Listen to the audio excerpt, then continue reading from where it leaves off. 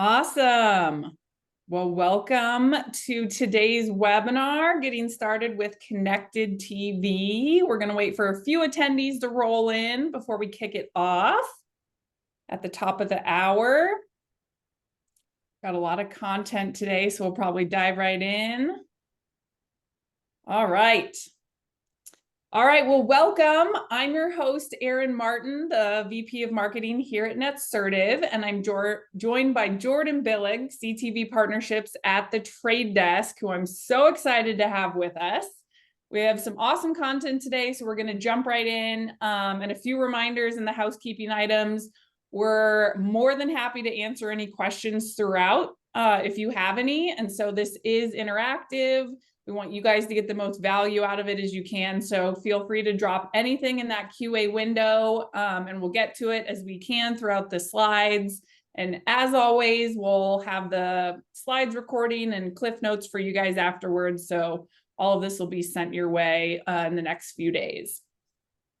And so today on deck, in the next kind of 30 to 45 minutes, we're going to touch on what is the latest that's happening in the connected TV space. We're going to talk about some tips and tricks. It's a tongue twister on how to reach, target, and budget connected TV for program success, talk all about measurement, and then I'm going to close this out with a quick example of campaigns in action. And in general, I think we're really excited to talk about CTV today because it's one of those channels where we see a huge audience, lots of brands incorporating it into their marketing, but there's still not a ton of adoption within multi-location and franchise brands. So it's just a huge opportunity to strengthen not only your national brand, but also your hyper-local marketing efforts, which we'll dive into today. So just a quick note on the Trade Desk and Netsertive before we dive into the good stuff. And so I'll pass it to Jordan to introduce himself and the Trade Desk. Thanks so much, Erin. It's a pleasure to be chatting with you all today. As Erin mentioned, I am happy to answer questions throughout this presentation. I never like being talked at for an hour, so please do take advantage and ask questions as we go along if something isn't making sense or you want to take a double click to go in deeper. But a little bit about the Trade Desk. So we are the largest objective omnichannel DSP, and we are around the world. So what do I mean by omnichannel? We're going to be talking about connected television today, but at the Trade Desk, you can leverage a multitude of channels, including mobile, desktop, audio, even digital out of home. Something that's cool with connected television is when we talk about advertising on this channel, we don't like to think about advertising in a silo. There are ways that your connected TV buys can tap into some of the other channels and complement them, which is why I wanted to make sure that you all know that we run these other channels at the Trade Desk. The other important piece of the Trade Desk is we are inventory agnostic. What I mean by that is we don't own any inventory. So unlike some of our competitors, if you think about a Google or an Amazon, they own specific properties that they might want to drive your traffic to. We don't have any vested interest in any inventory. We don't own any. Instead, we partner with inventory providers. So you'll see in the deck, we partner with the likes of Netflix, the likes of Roku, Disney, some of the biggest, premium publishers in the industry. They come to partner with us because of our objectivity. We are not going to be incentivized to sway media buys towards one inventory source over another. We can reach a lot of households in the US. This number continues to grow. You'll probably see a different one, by 2025. But currently it's over 100 million US households that we can reach through the different inventory partners that work with the Trade Desk, and over 120 million different CTV devices. Remember, there's connected televisions in more than just a household. Think about a doctor's office, for instance. So we have reach, beyond just households and really hit connected televisions, which are, that biggest screen in a variety of different ways. And then over 230 different data partners to power the audience targeting side of the Trade Desk. So something that's really cool about connected television buys versus linear is the audience targeting capabilities. You can get very descriptive with who you're trying to target through your connected television buys. And we use a variety of different targeting tools to get that done. We partner with data providers to use, third-party behavioral targeting as an option for our media buyers on connected television. But you'll see in the deck later, you can also leverage first-party data, which would be those client contact lists, people that have maybe already purchased your product that you have that direct relationship with. So think CRM data. You can leverage those as well with connected television. But I think we're ready for the next slide. Awesome. Well, thanks, Jordan. And I'd also throw in that Netsertive's worked with TradeDesk for a long time now. These guys are the real deal. There's a lot of other, DSPs and ad networks out there. And the TradeDesk is top notch. With Netsertive, we have a joint integration that allows us to take advantage of all of their capabilities within our own platform. And giving advertisers and brand marketers like you guys these capabilities as well. So you have everything kind of consolidated in one place. So definitely teamwork makes the dream work in the MarTech and AdTech ecosystems. And then a quick note on Netsertive, if you guys are not already familiar, which hopefully you are, we're a digital marketing partner that uses technology to help you take back control of your brand marketing at the local level. So we like to make sure that you have that strategic partner, the workflows, execution, and command and control of your brand's local marketing across any channel or platform via our centralized marketing command center. So as always, if you guys have questions, like we said, pop them in or feel free to hit us up after and we'd be happy to follow up. So with that, to kick it off, Jordan, I think most people know this, but I think just to kind of like baseline us and start us off, just chatting about what CTV actually is and what the latest happenings there are. Sure, sure. And our industry does a fantastic job of making things complicated when it doesn't really have to be. So simply put, connected television is going to be that biggest screen in a household. And it's delivering, that same premium TV content, but it's just over the internet. So there's different ways that that inventory can be accessed. Sometimes it can be through a Roku device, right? Sometimes it can be through a smart television, like a Samsung television. You don't even need a dongle. But what they all have in common is they're connected to the internet, and that programming is coming through the internet versus a coax cable, which happens in linear. So, you guys know these names. You probably watch a lot of their shows, like on NBC Universal or Fox or Warner Media, who owns Max. So they've all become digitally accessible. We've reached a place in connected television where if you are a content producer, you have found a way to make your content available through an internet connected device. And so we'll see that sort of progression when we talk about, streaming services and their move to being, both ad supported as well. But when it comes to CTV, just know it's that TV that you know and love, just with more options now, and it's internet enabled. Yeah, and the other question, well, not question, but the other thing that either people get or don't get is the difference between CTV and OTT. So can you describe the OTT definition just to clarify? Or OTT stands for over the top.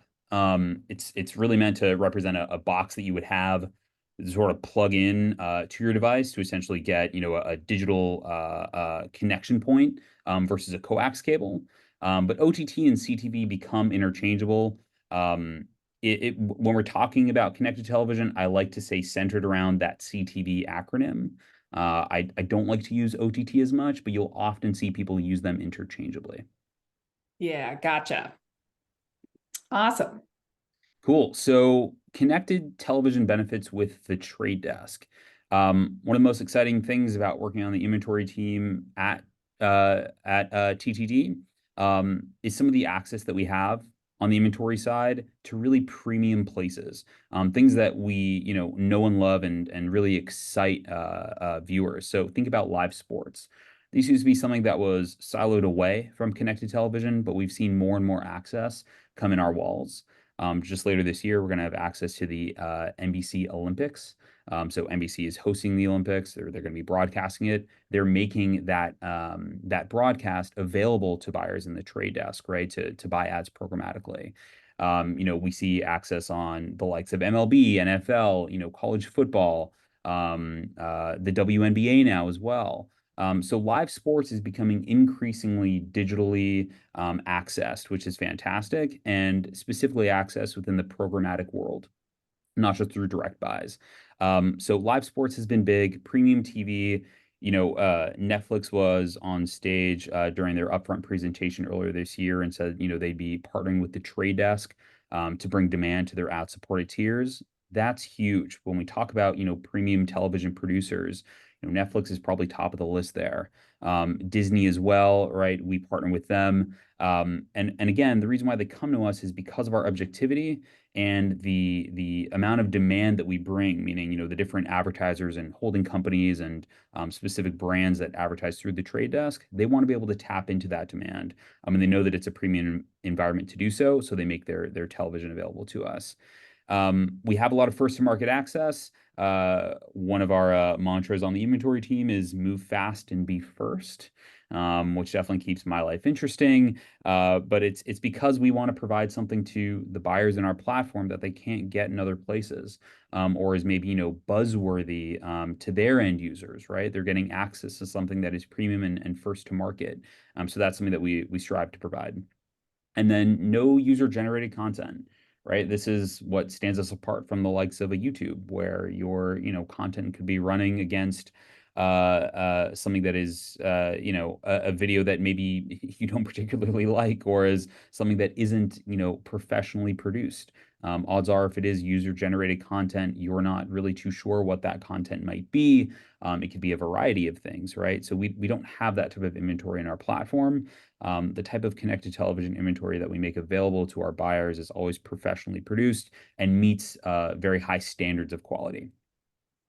And real quick on the inventory, I know we'll probably touch on this later, but is it correct to say too that the right way to think about audiences on CTV is that inventory provides such broad reach and access, and then it's the targeting that allows you to get specifically to your audience. So instead of like I want to be on ESPN to reach, females 18 to 35, it's like, no, like you want to reach this group and then reach them wherever they are, which, will probably happen to be on ESPN and whatever else. Like, is that the right way to be thinking about it as well? Absolutely. Yeah. Targeting is moving beyond age and gender, like you had mentioned, right? So, let's say you own a lawnmower company and you want to make sure that you're marketing to people that are homeowners so they could actually use your product, right? An age and demo, isn't going to tell you if they're a homeowner or not, but using data as your targeting source, right? So, having, some sort of understanding that they are a homeowner, which you can only get through data activation, which is in this next pillar, probably through a third-party data provider, is how you'd be able to be centered in your targeting approach. And then to your point earlier, you want to make sure that you're reaching them in an environment that, they maybe like to be seeing an ad, right? So it's not paired next to user-generated content. It is in a premium environment. And so your ad, your stance as a brand is next to something premium, but you're making sure that you're serving a user that is actually going to be interested in your product. So that is the way to be thinking about it. I'm glad you mentioned it. Let's talk a little bit more about data activation. So you're going to hear me talk about first party and third party data. I'll just try to reiterate this. First party data are the data sets that you as a brand owner or owner of a franchise have a direct relationship with. You have a direct relationship with that customer. You have a CRM data set of the customer. So maybe people that have been directly into your stores or purchased your product before. Maybe they purchased your product online. You have that CRM data. You can activate that as an audience targeting strategy through connected television. But if you don't have that, let's say you're a new brand. This is your first time, marketing, or your company just got spooled up.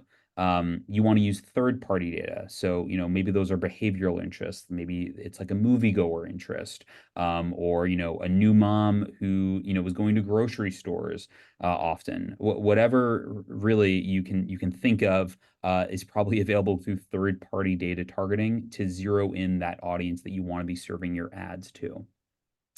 You want to make sure your data activation is scalable. So you want to look at how many active IDs are going to be, present when you're putting an audience together, which is something that you'd see in our platform. And then we, of course, need to talk about identifiers. So as some of you may heard, third-party cookies are going away, even though Google has sort of kicked that can down the road a bit. Who knows when they'll fully do deprecation. At the trade desk, we're not going to wait around for that deprecation to happen, which is why we've released solutions into the ecosystem by the likes of UID2. And it's interoperable with other alternative IDs, which Trade Desk, hasn't had a hand in helping create and then release to be open sourced, such as LiveRamp IDs. So getting ID interoperability and getting high fidelity identity signal is huge when it comes to understanding that you are serving your ads to the right audience. You can't do that if you aren't getting high fidelity data signal passed back, and if you aren't centering your connected television buys around identity. I know that was a little bit in the weeds, but really that is sort of the nuts and bolts of it. Frequency management. So something that's really big with connected television is the ability to frequency cap. So what do I mean by that? With linear TV, it was essentially spray and pray. You'd be spending money on your television buys, and you weren't really sure necessarily how many times you were serving your ad to a given household. That's a pretty poor experience. If you're annoying the person that you're serving ads to with your messaging, you've now run something that's counterproductive to the ad dollars that you've been spending. So understanding how many times you've served a user or a household, and then finding that optimal sweet spot where you've served them just enough so that they're considering your product or maybe are converting on your product, but not too much so that you've annoyed them. And now it's, the law of diminishing returns, where the more you spend, the more, they're just sort of upset that they need to keep seeing the same repetitive ad, is what frequency management is all about. Yeah, no wasted ad spend. Exactly, exactly. Maximize the use of your ad dollars and have a good frequency understanding. And we'll go into some tools for doing that.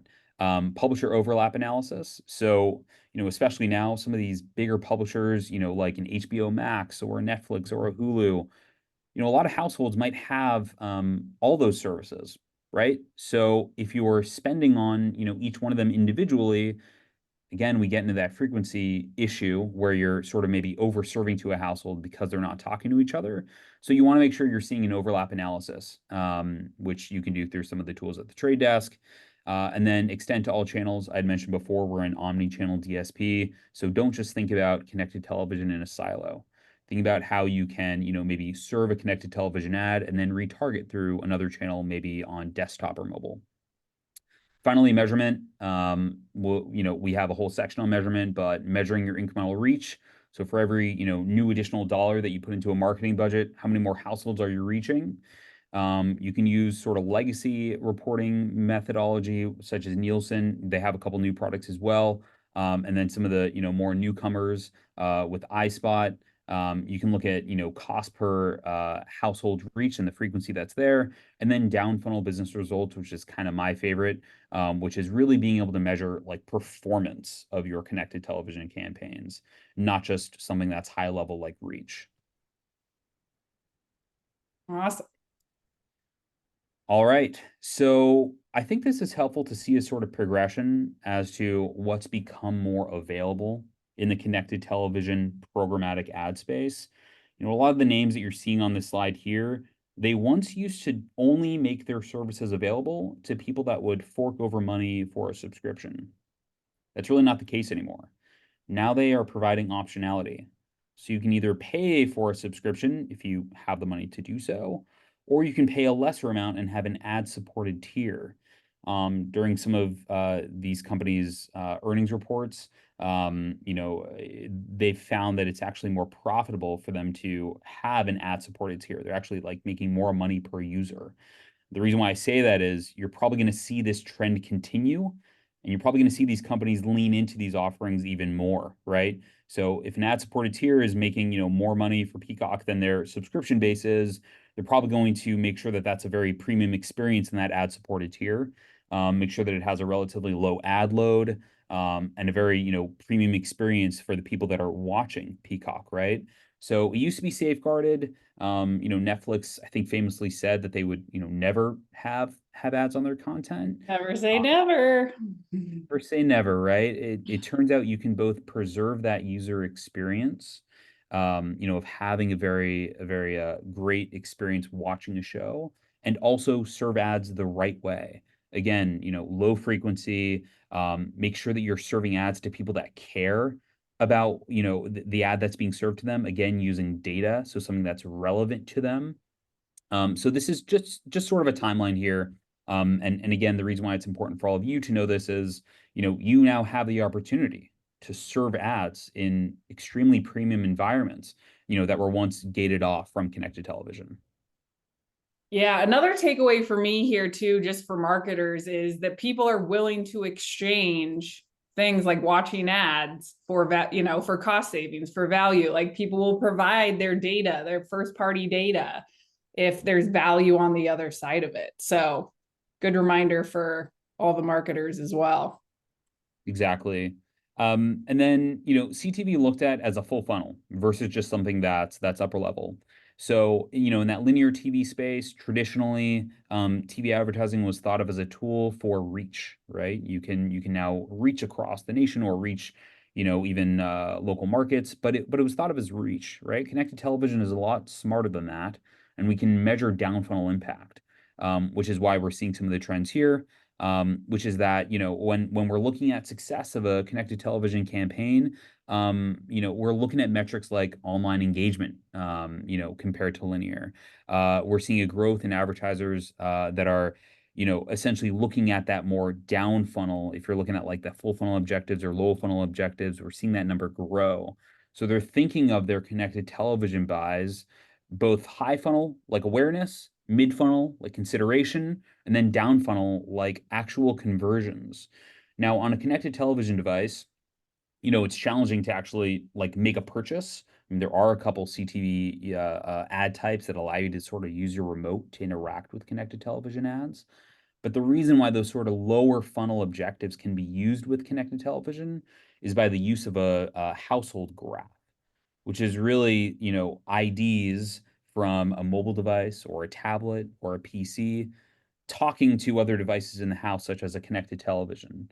So we can essentially draw a line between a user who was served an ad on their connected television and then an action that they took on their PC, let's say going to a site, or an action that they took on their mobile device, making a purchase on mobile.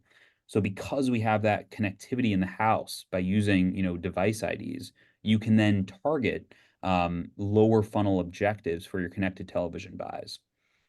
Yeah, and this is awesome because I often hear from marketers they rely on halo metrics, which is basically like, okay, we're going to do a brand awareness campaign, and then I'll look at our halo metrics, which are, increase searches for our brand name and like spike in organic traffic due Mhm. to our brand awareness efforts. And it's like, okay, there's no longer need to be like, the halo effect that might happen, but like, let's use some data to connect those dots. Right, right. That guesswork, I guess we can do better than guess, right? So if you're seeing a spike in traffic after you served an ad, and sometimes, that's a useful data point to look at as well. It shouldn't be where the conversation ends. Yeah, exactly. And yeah, I would just reiterate too, before we go into some more specific deep dive of the capabilities, just like you said, Jordan, like everything that we talk about from a, concepts and capabilities standpoint for CTV should be thought about in like an omni-channel way and is totally available. So a lot of the tips you're about to hear can be applicable to a full integrated campaign that you're doing. So just keep that in mind as we chat through it too. Great. So single source inventory, this is something that I really want to sort of like pull the curtain back a bit on. If you're, let's say you're jumping into connected television and you're saying, all right, well, I want to dip my foot in and I want to be buying, ESPN, and maybe I'll also buy Sling. But you're not really looking at it, or you're not looking at that buy inclusive of both of those. You have them separated out, right? So maybe you're talking directly to ESPN, or you're talking directly to Sling. The problem is, it's fragmented. They're not talking to each other. And again, because those inventory sources aren't talking to each other, because you can't understand if you're serving that same household, you're not maximizing your ad dollars. So instead of saying, you want to just have a few or you want to say, like Fox or ESPN or, ABC or Disney, or a Hulu. You don't have to say or. You don't have to, pick between them. Again, you can have a strategy that's inclusive of all of these different inventory sources in premium areas, and then you use the data side of your targeting to be descriptive. You don't have to have that type of descriptiveness on the inventory. You can know that you're running in premium environments. You can be descriptive on the audience targeting side, and that's where you're narrowing things down. And when you do that, your consideration set becomes a lot larger. So your connected television campaign is focused, but you're just considering a much larger range, and a lot larger range of inventory sources, before you've become descriptive through that data targeting. So think about that when you're running your CTV campaigns. How can you maximize the likes of Sling, Fox, Hulu, Paramount, Discovery, again, all of which are available in our platform, and then be descriptive and narrow down on that, person who has a high likelihood of, going to a Toyota dealership, let's say, because they're in market for a Sequoia. Like, be descriptive on the audience targeting side, right?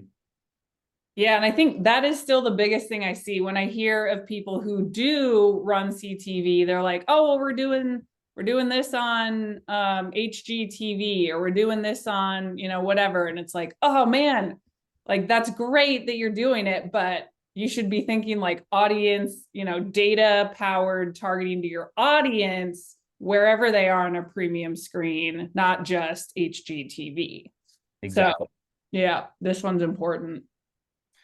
And then, some of what we make available to our buyers within the trade desk, it's access to the ad-supported tiers of streaming services like we're seeing on the left-hand side. It's direct access to some of the largest networks. These logos should all be familiar with you because they're, household names. Some of the newer ones are on the, advertiser-based video on demand, so the likes of a Vivo or a Crackle or a Tubi, for instance, Pluto TV as well, and then distributed content through Hulu and Sling. I don't like to pick apart each of these because frankly it can get confusing, like what the difference is between each. But just know that it's those big publisher names that you know and love. They've made their content available for programmatic advertising by and large across the board. There's differences between them, but just understand that when you're buying premium connected television in general, you're getting this type of exposure, right? And that's also why you use partners like Netsertive and the Trade Desk to simplify all of this for you. We'll get you in the right spots. We just got to nail the data and your audience. So I guess we don't have to talk about this too much more, but this is really trying to drive home the point of if you had a fragmented buying approach, right? Just know that NBCU doesn't talk to Hulu, doesn't talk to Roku by themselves. That buy needs to be holistic so that you can effectively frequency cap and not annoy the hell out of your user, or the person that you're serving the ad to, right? So because you have a content owner with NBC Universal, you have a content distributor with a Hulu, but then you have a device owner with a Roku, like that creates different ways where you can access that same user. But it's only when you're buying holistically across them that you can effectively frequency cap and then make sure that that household isn't seeing 15x, of your ad, and instead they're seeing 3x, and you've sort of hit that optimal frequency sweet spot. And then connected TV, really leverages device IDs to sort of get this sort of household makeup, which is what I was talking about before. It's how we can know if an individual who has seen a connected television ad is then taking an action on a device to do a down funnel conversion. And we're using deterministic signals as well as probabilistic signals, but a unified ID is a deterministic signal that'll help with that. Again, this can become in the weeds, but foundationally, it's important to understand when you're running connected television campaigns. You need to understand that your connected television is an internet-enabled device, and so are the other devices in your household. And because they're internet-enabled, and these devices have identifiers, they have IDs. we can make sense of it all. We can make sense of it, when we're running an ad, and then you as the advertiser, you can, get a reporting that's down at the household or individual user level to understand an action that was taken. So understand that, device IDs, mobile app IDs, unified UIDs helped connect those dots within the household. Yeah, and I think this previous slide, the, fragmentation and being able to connect the dots, like this to me is what I see when we talk to so many multi-location and franchise brands, like where it's going wrong, because everything is still done in silos. And so there's no holistic view of that digital journey. And that being able to have that view is possible. Like you can run a CTV ad, retarget someone who watches that ad on a different channel, bid higher for a search from someone who's searching after seeing or engaging with an ad. Like there are ways to connect these journeys using modern tools.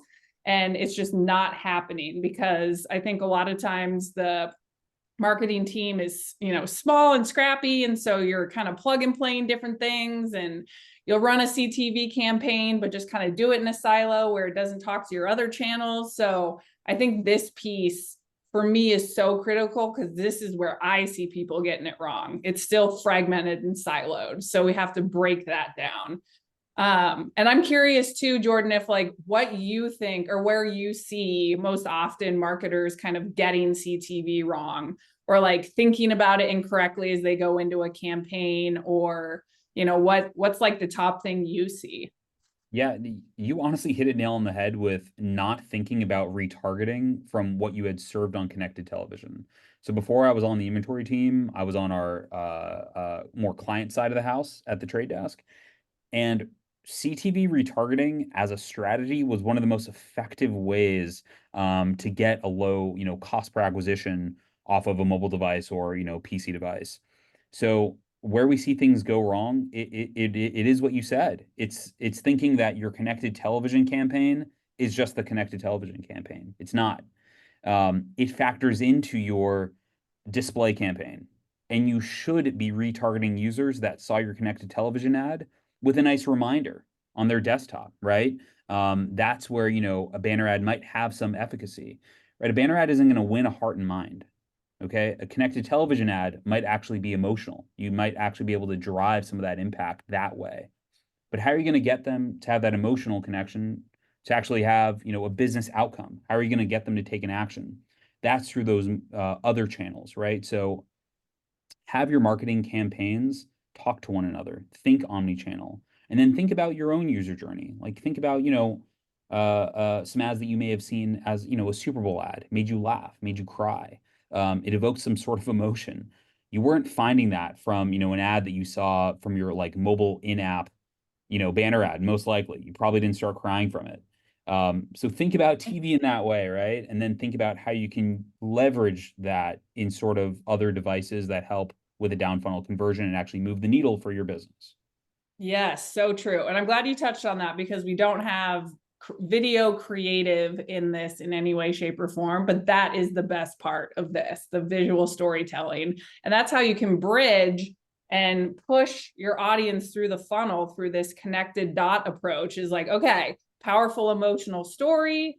That's when you start the retargeting and you start driving the local call to action. So when you have hundreds of locations, you can easily, get your emotional video out there and then use the other tools for that local conversion and personalization to each and every location and franchisee. So it's a really beautiful way to push everything through. And that's what the case study a little later on will talk more about when we get there too.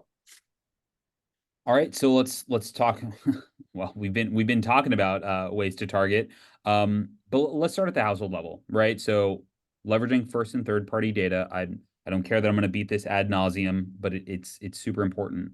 Leverage your first and third party data, to make sure your CTV ads are targeting the right individuals and they're not targeting just age and gender.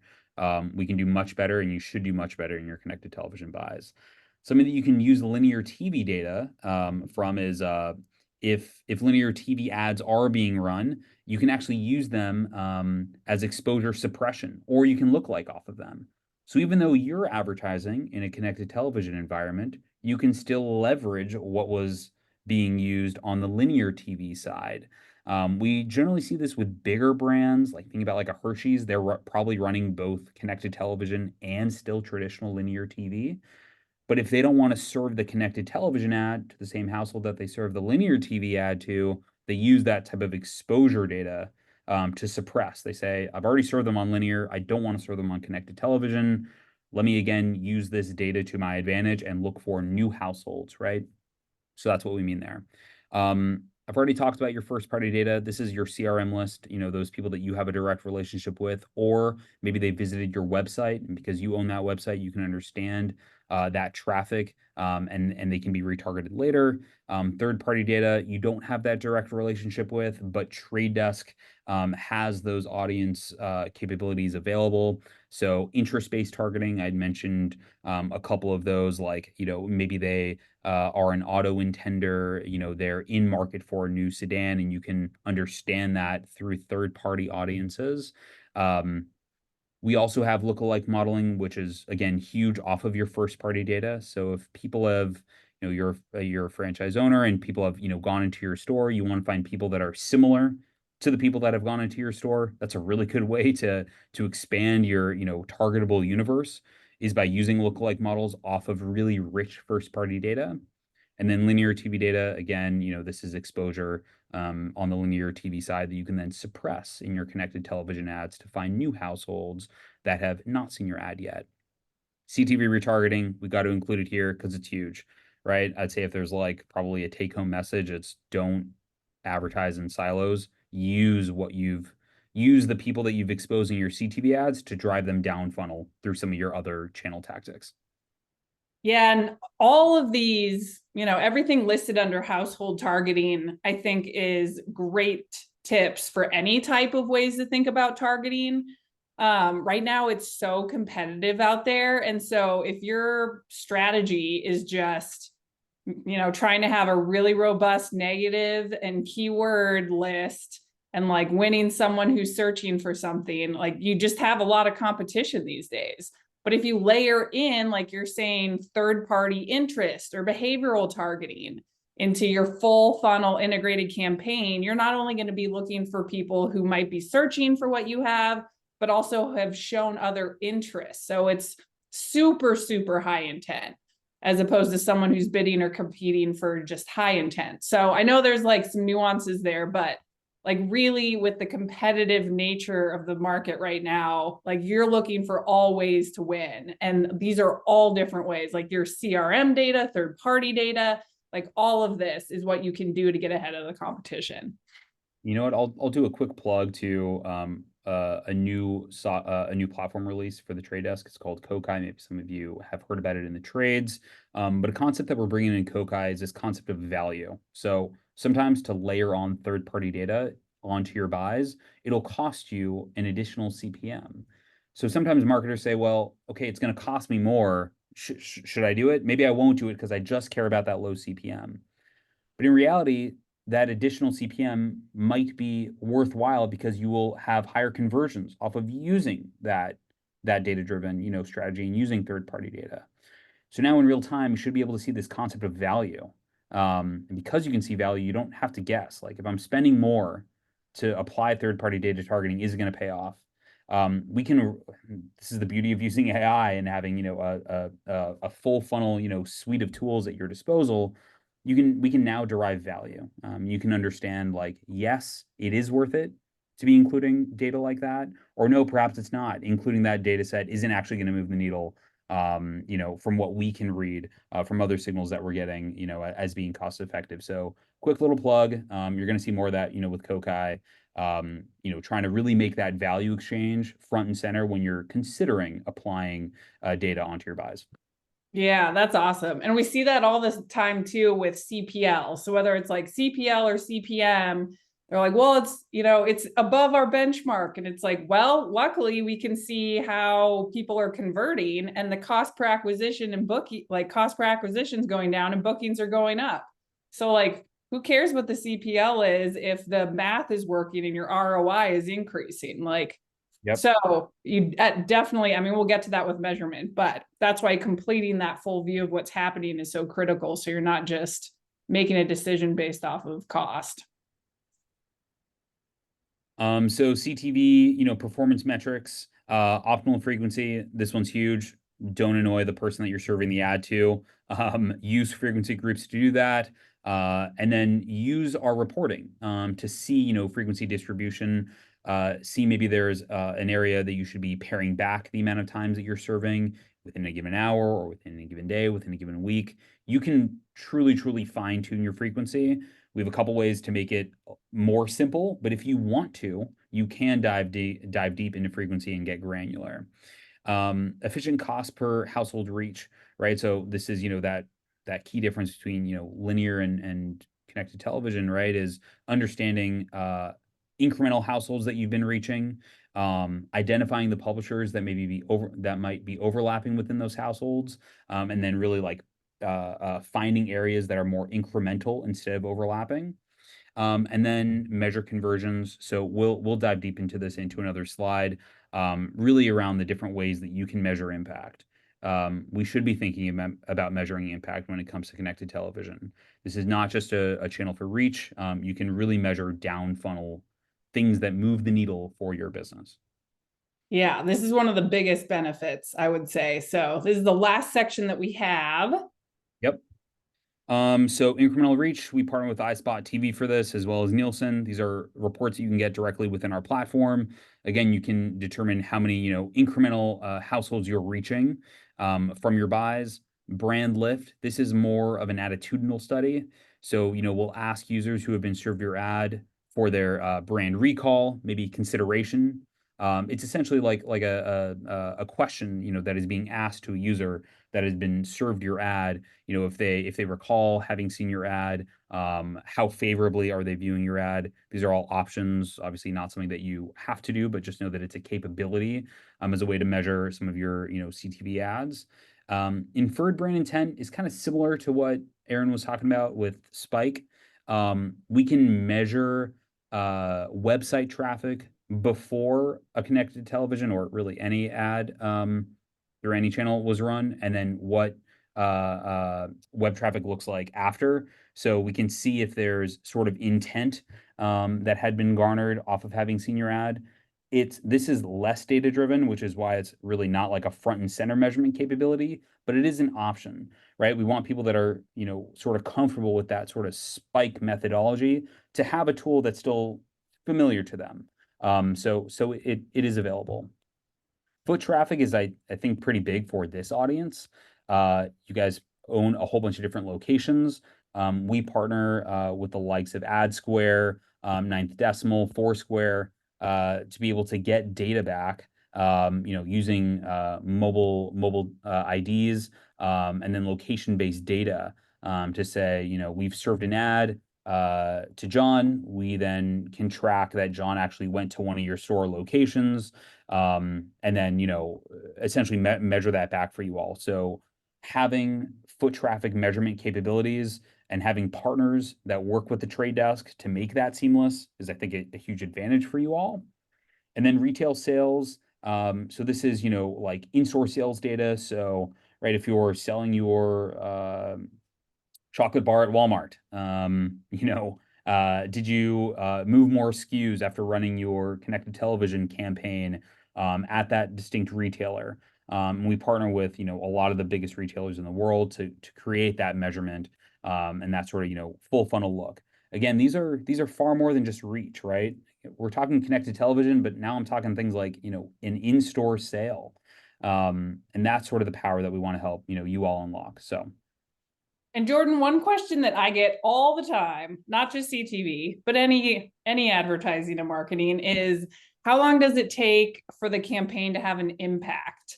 So what do you tell advertisers when they, either start a CTV campaign for the first time in terms of how long or when they can expect to start to see uptick or impact?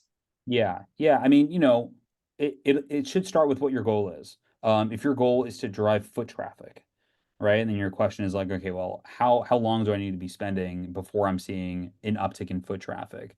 You know, it it's go I don't want to say it depends, but it will depend. What I'll say you should do though is you should be monitoring in a sort of crawl, walk, run approach. And here's what I mean by that.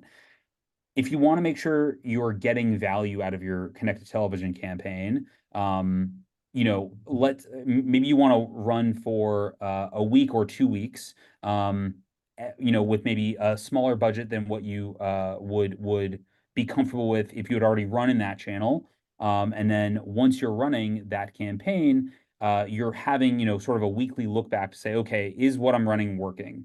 Am I driving, to these stores that I'm intending to drive to, and sort of look at that at a weekly cadence. So do that in the crawl phase. Then, maybe you can increase that amount of spend. Okay, well, when I've increased that budget, maybe I'm, still looking week over week. I'm seeing that foot traffic is continuing to increase when I've, increased the amount of spend that I have here. And maybe I'm, advertising to a broader, data set. So you're sort of expanding out from there. And so that's, kind of the crawl, walk, run. You should expect to see results, generally like a week to week basis. You're probably not going to see results day one or day two. So I would say week at the very, at the very minimum. But it's going to be something that you should test and iterate off of. We really shouldn't be looking at these channels as throw everything you got all at the wall right at the beginning. Test, measure, iterate, test, measure, iterate, and then you can expand out, your budgeting and reporting out from there. Yeah, awesome. And yeah, it also, sales cycle can be huge. Like, how long does it take to actually close someone? All of that type of stuff. Like, you want to be able to see the full digital journey close before a full evaluation too. So yeah, that makes sense. I'm glad you mentioned that on the auto side. Like it takes a long time for your ads to impact a car sales, right? The sale of a car. So yeah, understand your product, and then understand, sort of what that full cycle is. That's key. Great. So a couple of different ways that you can measure connected television. Starting on the left-hand side, right? This is low to your direct revenue impact. These are things, that are similar to reach. So the amount of impressions that were served, how much it cost, how viewable it is. But where things get really interesting, and where I really like to talk, is on the conversion side, on that far right, right? So return on ad spend, like ROAS, I think is phenomenal as a metric. That's saying for every dollar that you spend, how much sales are you getting back for it?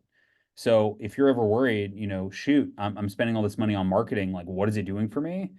Make sure you have, some sort of identifier, either on your website, for a purchase that is happening, and you can measure that back, or if it's, in-store sales, you're able to collect that data and analyze it. That way you can actually measure return on ad spend. I think those are fantastic metrics, and it's one where you don't have to sort of, argue, with your CMO, like, hey, we, should be marketing more, because I feel like it. We should be marketing more because I know it's driving impact for the business and I know it's moving the needle for the bottom line.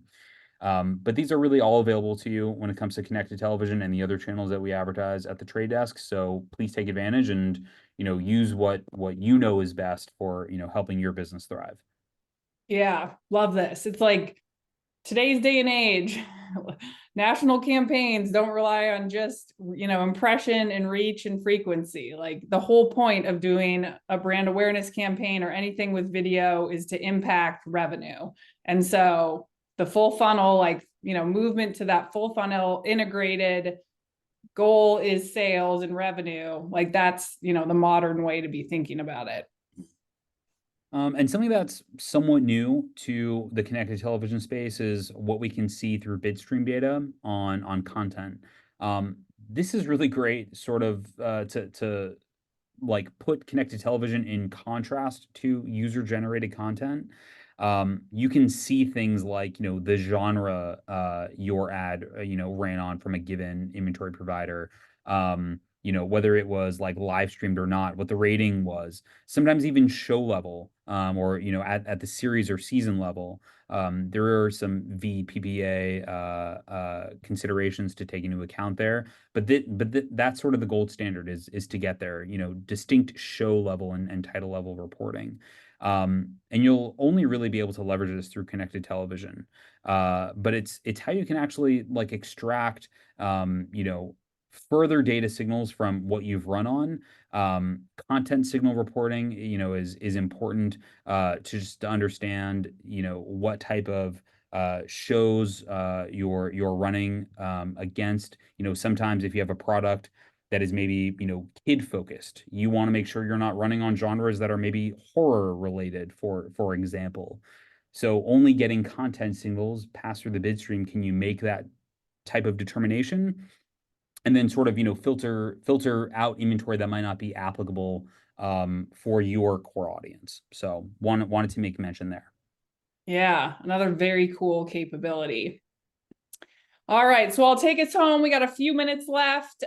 Just a quick recap of everything we learned. Number one, CTV inventory is a great opportunity to not only reach but convert more local leads and customers with granular targeting and frequency caps to be able to reach kind of that household and understand the audience and what they're doing across devices. There's a ton of measurement opportunities, and we don't like silos. You can improve performance by breaking down those silos, people. Well And that kind of leads me to the last thing that we have is a case study of how to break down some of those silos. Now more than ever, home is where the heart is. There we go. Didn't know we had audio running on it. That's a video ad that we ran for Rebath. And this is a really cool capability that Netsertive has in partnership with being able to reach CTV audiences with the TradeDesk. And it actually allows for the central deployment of a localized CTV ad. And so what that means is that your team can run, a single or multiple brand compliant video ads. So again, like Jordan was saying, get that emotional message and campaign out into the market. And then we're able to dynamically insert the closest retailer service location on top of the video ad, like you see here, based on the viewer's IP address. So, in this example, you can see the Rebath ad and the viewers in San Antonio. So they're then seeing the website, the phone number. You can include the address if you wanted to the Rebath location that's nearest them. So if you were doing a CTV ad, you could have a call tracking phone number. If you were, same capabilities available on YouTube or video, you could have a click through to a specific location page.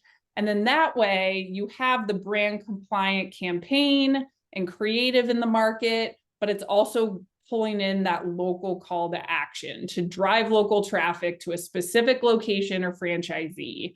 So whether it's layering on, a CTV campaign or other programmatic channels, we always see an uptick in performance when these national efforts are combined and integrated with the local marketing efforts the brand has going at play as well. So you can see a few stats here, and just in terms of that increase in engagement and the decrease in cost per acquisition. So again, yes, it's national, but the whole point of brand awareness is to drive local leads and revenue at the end of the day.